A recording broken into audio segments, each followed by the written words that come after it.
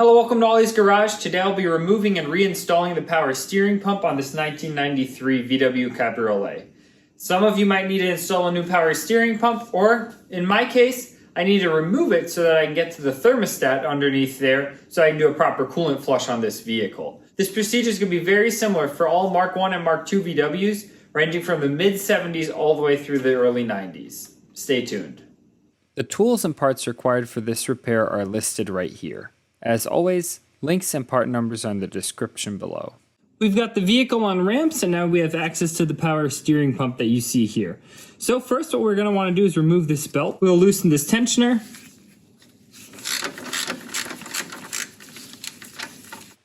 Loosen this nut on the tensioner as well. We'll loosen this nut next to loosen the bracket.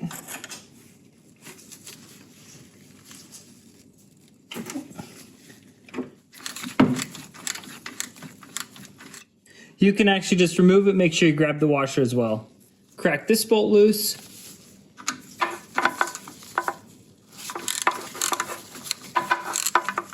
I'm going to remove it as well. And then there's one that's hard to see, but it's right up in here. So it's just right up in here. It's also a 13 millimeter. Now you can push in on your power steering pump all the way.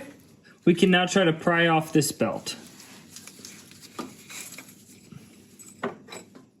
To remove the power steering pump, we must undo this bolt right here.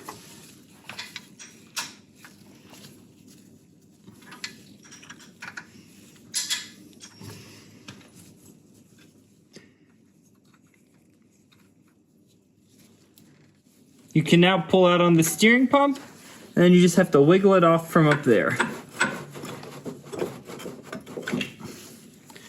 All right, the pump is now out. If you're replacing the pump or anything like that, you'll still have to crack this nut loose right here, and then you can also just undo this hose clamp that's right here. Since I still need access to my thermostat, I'm going to remove this bracket. That's done with these 3 bolts right here.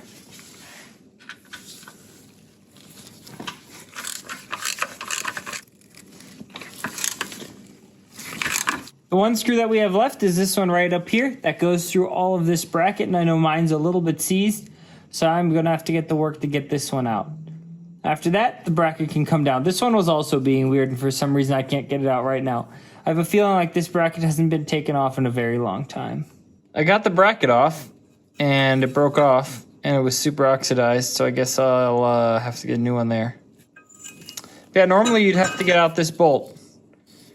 And that is the last of the 3 that then hold the bracket on. A few of my bolts need cleaned up, so I'm just going to use a tap and get that taken care of. Be careful you don't cross thread it at this time, because otherwise you will permanently have screwed up your bolt. Give it a healthy dose of cutting oil. I'm just using WD-40.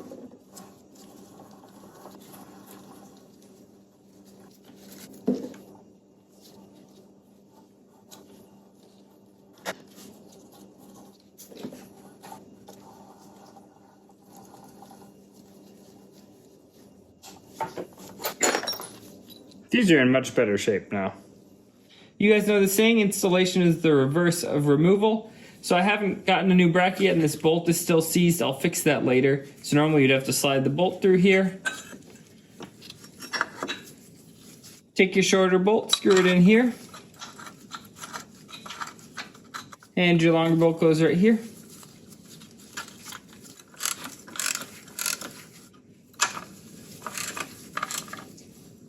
Grab your pump, slide it around this bolt up here, just like that, and then you can slide it in here. I'm installing this adjuster next.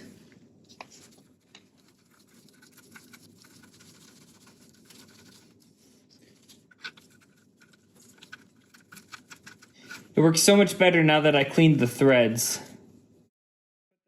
Place the nut and washer right here. Here's a better angle with me pointing at it. And then we have these 2 mounting bolts right here. There's a longer one and a shorter one. The longer one goes right here, and the shorter one goes up here.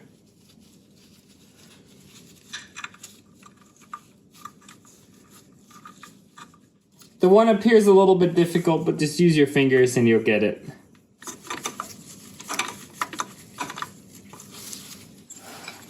If you slide your belt on, you don't really have enough room. Sometimes if you love taps with a rubber mallet work.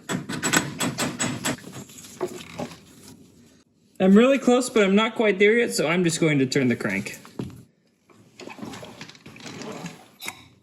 Now we can tension the belt. The spec for this belt is 10 millimeters of deflection.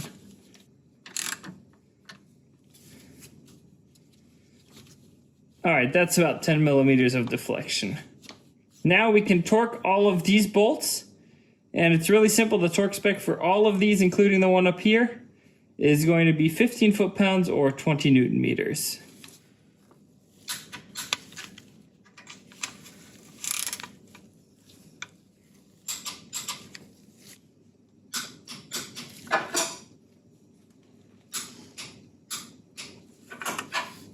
With all the bolts torqued, make sure that your belt tension hasn't changed much.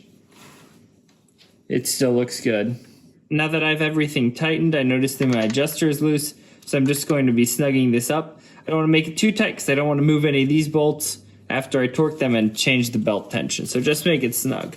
We just don't want to lose it as we're driving down the road.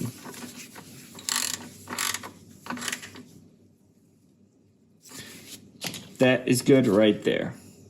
Don't forget to torque this nut as well. I can't get a torque wrench in here, so I'm just going to make it pretty snug with my wrench.